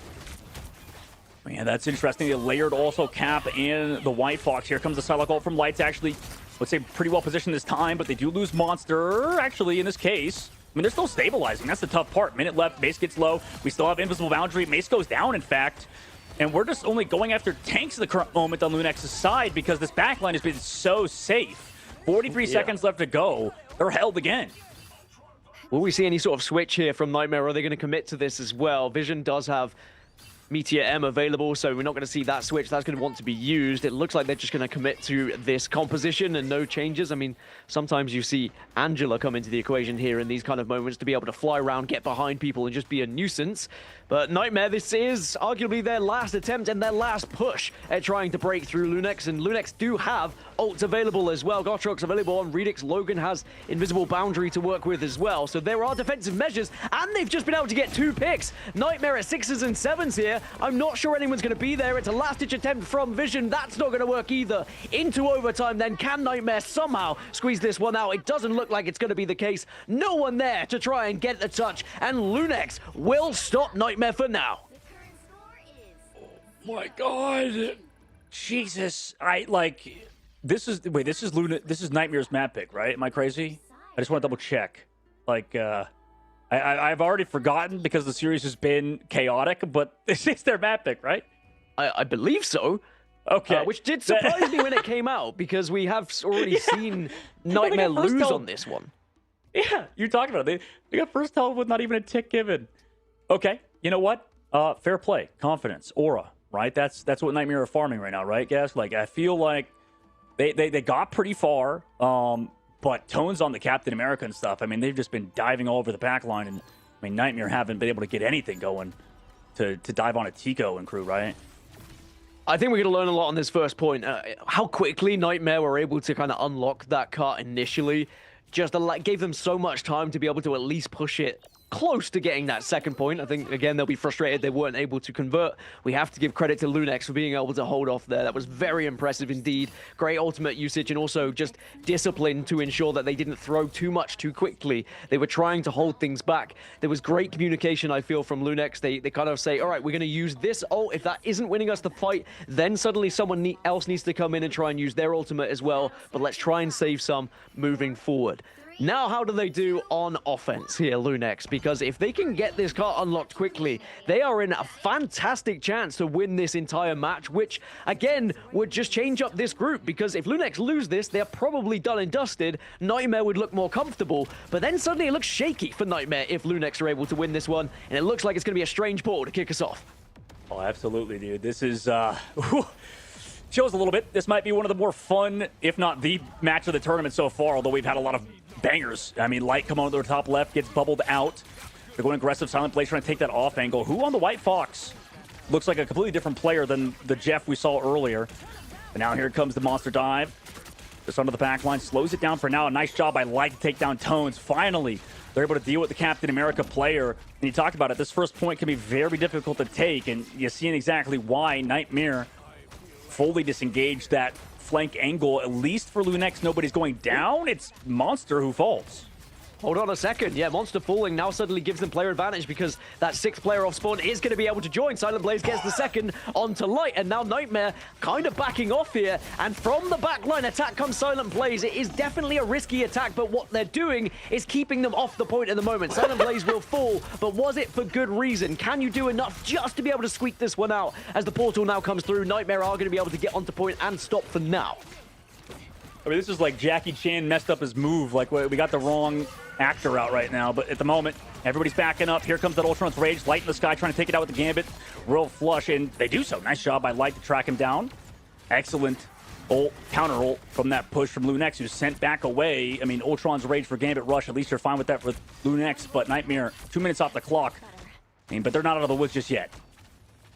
Not just yet. I mean, I think the worry for Nightmare is if they do concede this point, we don't have to see Lunex get that far to try and win this game. That being said, Lunex haven't really been able to break just yet. Yes, they've got that initial pick and been able to get a little bit of a bar on their side, but they haven't been able to get that wipe. As I say that, might be able to come through now, all through Redis. Off the back of it, takes down Mace and will have support. Ultimates being popped on both sides. We will see Vision go down as well. That is 2 falling for Nightmare. This is the chance here to try and push through.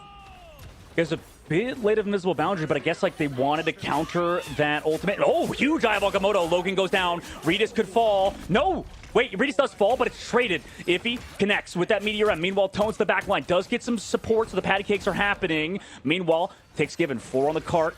Mace has to touch. Can they live without any ultimates, though? They have no straddles from the defensive angle. People are on Spider-Man, of all things. Light back on his main. Can they find a KO potentially on Tetsuko in the sky? He does get webbed upon, but the bubbles keep him healthy. Light gets killed for. Skier goes down. 1v1 with Spider-Man in the sky. It's Redis versus Light. Here comes Silent Blaze now onto the White Fox. Into the sky. Meteor M. Logan dodges it, unlike Silent from earlier, and that's going to be a full wipe of Nightmare. We're in the second phase, and Light is off of Spider-Man. Into the second phase, 3 minutes and 23 on the clock for Lunex to try and push Nightmare back and get this cart just that little bit further than they did. I mean, it's probably going to require just tipping it over towards that second point, of course, because Nightmare didn't quite get there. But a valiant effort of defending here for Nightmare. But Lunex, again, just timing those ultimates perfectly and working in tandem to eliminate some of those players who just slightly overstepped. And now Nightmare just on the back foot. They are being forced back by Lunex here. Need to be careful they don't just give up an easy pick, because that could be a lot of time gathered, or a lot of space gathered, should I say, by that cart. Right back right now. Tico, Ultron's Rage in the sky. I mean, everybody's still, they're getting a cart right now, by the way. Here comes the Gambit ult. Do we find a KO in it? I mean, Light's so far back, but they deal with Tones. Nice job to take out Tones again. I mean, that's been the way they've won, is taking out the Captain America, but it's been tough to kind of disrupt Lunex's backline, right?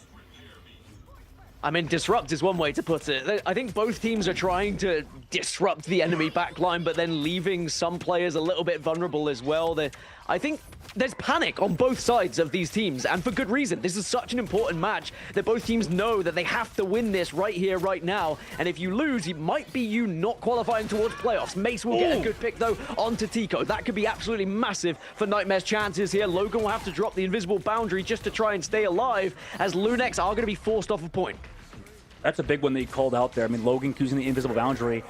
Wait, they're committing Meteor M. Okay, can we find any KOs in this? He just yeets it out there, doesn't find anything. The cooldowns are up. The cooldowns and ultimates were actually just used by Lunex in what looks to be a weird and kind of awkward team fight. Now here comes the Captain America charge. We're trying to go on the back side. Make sure Nightmare can maybe find a pickoff. Silent Blaze there with the follow-up. I mean, he's just playing absolutely so aggressive on White Fox so far. Yeah, it's looking like a DPS out here. Silent Blaze just wants to go duelist. He's saying, look, just let me at him. And I think you've just got to keep him back. You've got to make sure that White Fox is also supporting the team with the heals at the same time. But it has worked enough to force Nightmare back here, as now Lunex closing into the crossover of where they will to try and win this entire match. And Nightmare are going to have one last-ditch attempt to try and defend this one. Venom in with the soft dive for now. Has the ultimate ready to go. We don't even have the White Fox ult yet. Redis pops out really early. Glartrox doesn't connect on anything. Mace actually, I think he did get hit, but it's taken out quickly. Tico with the visions. Here comes the Psylocke ultimate, but it's not finding anything. Oh no! What is he dancing into? The dance of the butterflies. All butterflies are dead. Silent plays in the spawn doors, out of all things. All the way towards the Strat players. Light trying to live. Tico in the sky with the Ultron's Rage. Here comes the Venom into the ground. Doesn't connect on anything. Oh no! He doesn't get the overhealth, but Tico can touch. Redis is still delaying. Has tier 3 so far. Just Mace to delay with no ultimates. Logan gets one onto another. Light in the 1v1 with Silent plays. Loses it straight up with 30 seconds left to go. They're falling one after another, and Nightmare's biggest nightmare could be this specific game. They've lost 2-1 to Lunex. Unbelievable from Lunex as well, from the depths. Obviously, we saw them go 1-0 down. You're thinking, now we're going into convoy. They've been a little bit shaky here. It's probably going to be a 0-2. They're probably going to be out of the competition. They show up. They show what they're made of. And then not only do it in the previous, in the convergence, they show us how it is done. It was unorthodox. It was messy, but it worked. And that is all that matters. Cozy, you've been watching in the wings. What a matchup we just had. What in the Sugar Rush iPad, baby? Like, what did I see? Just watch. That was pure. I mean, Silent Blaze out here being like main anime arc energy, pushing into spawn. Nightmare wins 3 DOMs in a row on all their matches and gets reverse swept on all their matches. I mean, you can't make up what we just watched. I mean, it was absolute anarchy, chaos out there. But you know what, man? That's what it's like whenever, I think you said it best, Gaskin. You said it, they're playing panicked because there's a lot to be panicked for, right? I mean, Nightmare, they still have TLC to go up against, so this is essentially a must win, and it quite literally is for Lunex. I'm like, I'm tired, Dad. Like, I mean, you are the dad. I think a good reason to be lost for words, because that is one of the results that we will talk about for quite some time, I think, here in preseason, for how Lunex have been able to pull that off. It also means we have to wait a little bit longer for a Mason Dogman interview, which is also something I'm sure people will be very disappointed they didn't get to see. But I'm just happy that Lunex were able to show us what they can actually do when they get into it, because there has been times we've seen so far in preseason where they have just been absolutely demolished. They looked a little bit out of sorts, but when they're more comfortable, when they're starting to feel themselves a little bit, they do have what it takes, and maybe they just thrive in this chaotic environment that we've just witnessed. I'm not sure, but they will be delighted with that win, let me tell you.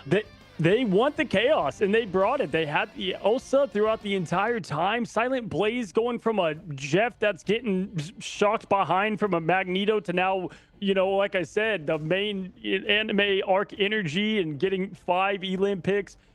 This team, we say all that was a lot kind of messy, but they are playing a bit messy. If they can clean this up, though, man, they even made, you know, other teams kind of sweat, like Liquid.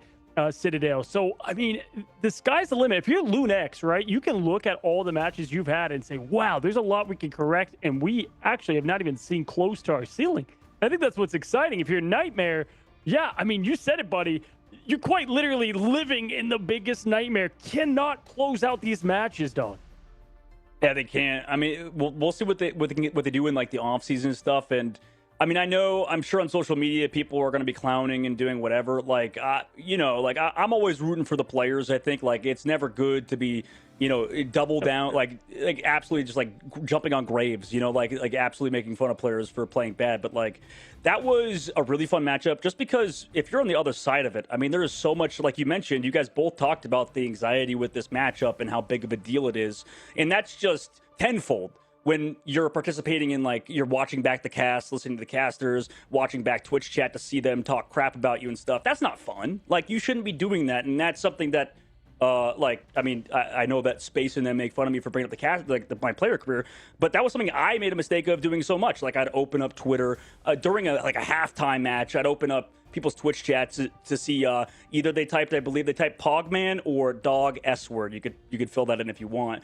But obviously that's funny and it's really fun to participate in for our viewers. But for a player, you should never be looking at that stuff, And I know a lot of those guys stay on social media, and I hope they just log off for maybe the next week. Like, that's what I would say for all of Nightmare, because that's a very bad outcome for this squad, even though I think they did play very strongly towards the end. Yeah, to reel it back in from that too. I mean, I think also there was a lot of great plays and fixes to mistakes that were going on that has led to I almost can say that each of Nightmare's losing of the next two games have happened differently. Like, they fixed some of the mistakes from the previous one, but then a new one kind of arises. For me, two, just continuing to have Reedus. I mean, whatever Lunex is paying Reedus, double it. A. B, let's see some more Silent Blaze on the Fox. But I mean, seriously, I think Reedus is playing at such a high level on that Elsa. But Tones and Iffy, we kind of highlighted them going in, right? These Vanguards, man, they have some flexibility. Tones whipping out Captain America, looking like Steve Rogers on that last one and being a big nuisance. As well as what Tico has been able to flex into was a little bit of Elsa there, went over to Ultron. I mean, are you impressed, Gaskin, with what this team can play, given how kind of new they are to some of the scene here coming from the MRC, to have so much flexibility? I think that's what we've learned about a lot of these MRC teams, though, is that they do thrive in the chaos and the madness, and they make other teams feel uncomfortable. They're happy to switch onto every hero possible because at the core of it, they're matchmaking kids, right? That's where all of this starts, from absolutely dominating ranked and playing every single hero you need to win those matches, swapping and filling where you have to because you're going up against the best Iron Fist in the world, for example. And I just think that it's so impressive that they have such a deep hero pool here, and they should be absolutely proud of themselves, not only for getting their first win, but to do it in that manner where they were down, they were out, it looked like it was going to be a struggle. They'd made that mistake on the second map where they didn't get the touch as you dance off the point as well. So many teams would have crumbled in that area. They didn't. They stayed strong, and they should be proud of their performance.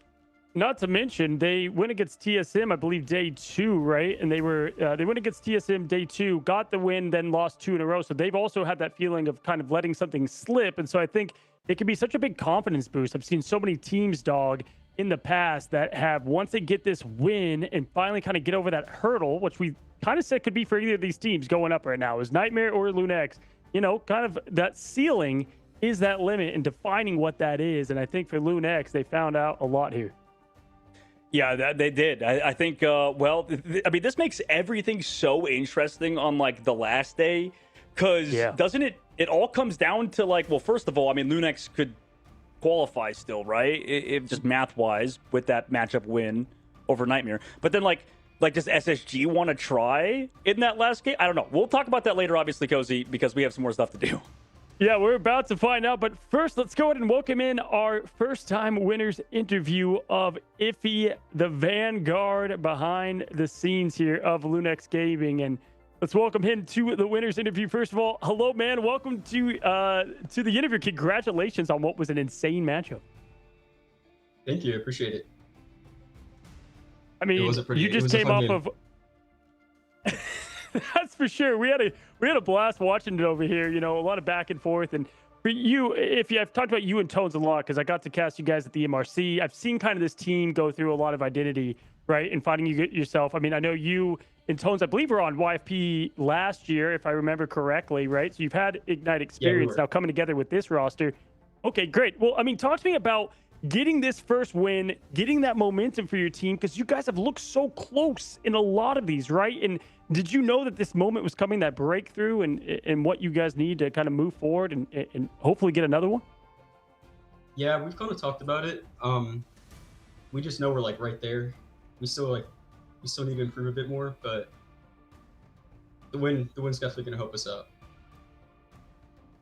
Awesome. Help our mental.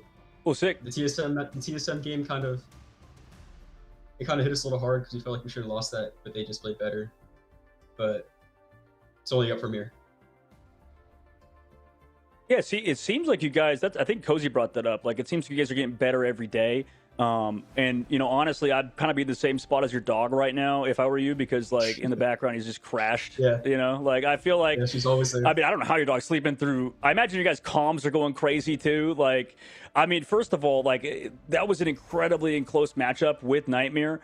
But obviously, you know, with the back and forth with you guys too, map number 1, what did that feel like after, you know, it was kind of an interesting map number 1, I think, where it was kind of a tough one, considering you guys are usually very good on domination, and Nightmare also are pretty good on domination. So how did it feel after that game, map number 1? We knew we made too many mistakes to deserve that win, so we weren't too worried about it. We just needed to go into the next maps, chalk up the mistakes, improve. Just when we knew we could win, so we just kept trying. I mean, you guys definitely kept trying, and I mean, there was moments where it was absolutely chaotic. I was watching, and there was like 3 separate fights happening at once. It wasn't just like one team fight at times. How do you guys maintain composure during chaotic times like that? Like, who do you look to? Are you kind of leading the crew, or is there someone else you look to try and keep you composed and down to earth?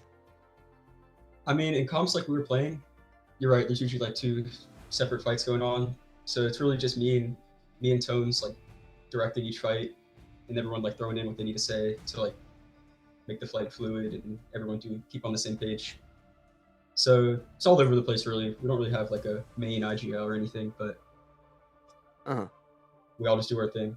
Listen, I mean, I gotta just give you credit for coming on to this interview, man. Hopefully, it's more of many. And again, I feel like I've gotten to watch a lot of you guys as you've kind of leveled up over and over, and there's just so many small things that as they get tightened up, I mean, we can expect more of these interviews from you. I want to give you the opportunity, man, to shout out anybody you want to shout out. Like, you're here, we're on Ignite preseason, we got a long season ahead, bud. Anything you want to shout out?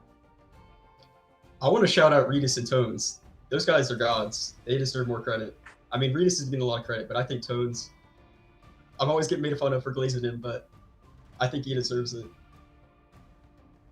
He's like really smart about the game. He's a good player. He kind of leads us. I don't know. I'm a Tones believer, man. We're definitely crazy today. Yeah, we saw him. We said we want more Blaze on White Fox. We see what Toes can play just about anything. And if they don't ban Redis Elsa, good luck to him, buddy. And good luck to you, man. Enjoy the win. Like, go and celebrate with the team. You know, these come either few and far between or often. Hopefully it's the latter for you. Happy for the team. Happy for you, man. And hopefully you guys have a great one going up against SSG here in a couple days. Thank you. I appreciate it. Alrighty, guys, that is Iffy with Lunex Gaming, and I gotta say, dog, I know you were a player back then. And for me, I love seeing like first-time interviews for these guys, like, because that's what new esports is all about. Like, you know, the young scene, these guys coming up to the camera, you got the dog in the back, you love it, right? I'm pretty sure I saw a guy come on earlier with like a Jägermeister ball. It's like to me, this is what I love. I love watching these guys come, you know, to the spotlight. And Lunex Gaming, man, you know, they've got players that can become, you know, serious names in Ignite. He kind of reminds me of Cal a little bit, you know, like a younger version. You know, kind of the hair, the speaking style a little bit. It's the hair. Definitely the hair. Oh, the speaking style. He's got that very monotone. You know, they're terrible. They're awful. No, he didn't actually say that. He was very kind. Unlike Cal. Cal's kind too usually. He's a softball behind the scenes. Anyways, yeah, that I'm 100% with you. I think you and Gask both pointed out. You guys have both played as well in other esports as well. And you know, I know you're both ancient, very old, just decrepit. I'm done tossing it. He's projecting right now. He's projecting, folks. Yeah, I feel pretty old myself. He just wanted the Mason interview. Let's be honest, Gaskin. I mean, as you see them explain kind of like through the chaos and through, you know, what this team has went through, I think it says a lot to come up on the cam and say, hey, we made a lot of mistakes there. I mean, I think, by the way, I'm glad none of us brought up, I don't know how any of us brought up the 2 kind of C9s like that happened through that. But like, you know, it takes a lot to kind of, you know, focus your mistakes quickly there, Gaskin. Yeah, and I like that he was mentioning, it was chaos, but it was almost planned chaos. Like they wanted to have two separate fights happening at the same time. That was their game plan. They were trying to kind of target the back line whilst also taking the fight against the front line at the same time. And it's difficult to do that. And I do think that it is a strategy that, if it's employed correctly, can work. It confuses other teams. They have to adjust very quickly. And I think NTMR maybe fell victim to that. So Lunex, hats off to them. They did something a little bit different. And we'll have to see whether they do more of the same moving forward. Well, I mean, a big thing that we were highlighting there, right, is because Lunex has one more match that they can play, right, to get up and get that W's. And it is going to be against SSG, and I believe the last day. It's the last match of the last day. Are you kidding me, right? Now, we'll get to that in a moment. Today's results, though, I mean, Doug, walk us through. I'm scared to even pass it to you, but walk us through today. 2-0s, 0-2s. Like, what was today, and what did we see as they read the results? Yeah, don't worry, old man. I won't say anything too bad. I think overall it was a fun day. Like, it really was. Like, I think that last game, I don't know about you guys, but that was definitely the most fun, like, matchup I've watched in a while. Like, just huge shout out to those players, to NTMR, to Lunex. Obviously, every other team that's played today. But, yeah, I mean, it's huge shout out to everybody that played today and every team competing in Ignite, because everybody deserves to be here. And also, make sure you're getting that freaking esports bundle, by the way, the Deadpool bundle in the in-game shop to support your favorite esport team. Because, well, a lot of those teams won today. I mean, FlyQuest got the W today. Team Liquid won today with Team Liquid Citadel. But Swamp Gaming won against the 100 Thieves, rest in peace. But SSG won today versus we lost. So really 2-0s across the board, but at least they ended up with that very intense, interesting match number 5. Yeah, and Gaskin, I said it to start the show. These players are obviously playing for the money and all that great stuff, but they're also playing for their spots. They're also playing for themselves to prove like they belong here at the top scene in these orgs, maybe even have more roster mania happen, right? I mean, that's why it's such a big thing for Lunex to get this kind of win, yeah?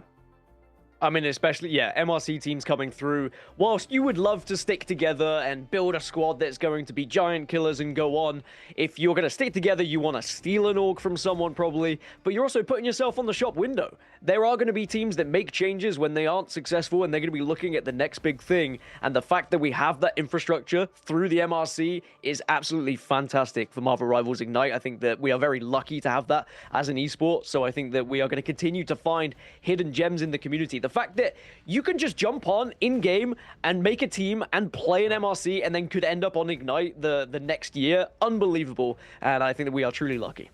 And drama's about to unfold, guys, because it's 4, 2, and 1s across the board. With someone like Sentinels have to be either 100 Thieves or they have to be NRG, right? Like, these are not going to be easy wins. Nobody wants to go home. Everybody wants to make the playoffs. Group of Death is looking everything to the part. Now, Group B, TLC, SSG getting their points across the board, with YWL winning their first 2 and then obviously losing today. So they look to kind of bounce back. They have TSM tomorrow. Speaking of, this is a must win for TSM, most likely, as they continue to find themselves through this in their team rankings. But no one would have guessed right there towards the bottom, going to be NTMR, and they've got to figure out how to turn. We know how map 1's going to go, fellas, but map 2 and 3, that has the question mark at it for now, with big TLC ahead of them, as well as TSM to close the last day. So team rankings looking so much fun. And my gosh, everybody could be blamed, Dog, for a caster's curse, because so many things are different than we thought. Yeah, I thought we were going to get the Mace interview today. Like, I'll be honest. I knew that guy was loaded up and ready to go, but he did not win today, sadly. But like you said, I mean, I don't know, man. Like, I would have assumed by at this point, correct me if I'm wrong, but I don't think there's any teams eliminated yet, right? Like, we're still, everybody has that win. Actually, except NTMR. Never mind. Just kidding. But they could still come back, and they could still potentially win if they win these next 2 games, right? So this is definitely the most interesting end of a group stage, I think, that we could have had. Yeah, actually, I think with NTMR, with how many matches they've won, with the tiebreaker, but Lunex would be the tiebreaker. But, you know, beyond that, Gaskin, either way, upcoming matches tomorrow, I'll be there, and I'm excited. 100 Thieves Sentinels. I mean, that's the tale as old as time, my friend, if you look at Marvel Rivals Esports. Gaskin, what do you see that you like tomorrow? I mean, if you thought it was do or die today, as Dogman's alluding to, people survived. Teams have survived, but it's last-ditch attempt tomorrow for the likes of FlyQuest, for example. They may have to beat SG to survive, depending on what happens elsewhere with results. Thankfully for them, they will be the last match of the day, so they will know for sure whether they can go through just on like round difference, for example, or whether they'll be going through just via winning against SG. But either way, we saw a very new FlyQuest this week, and I'm excited to see how they do against SG. I mean, just look at those matchups. There are some juicy ones yet again. There's no disappointing matches. That's the insane thing that we have here in preseason.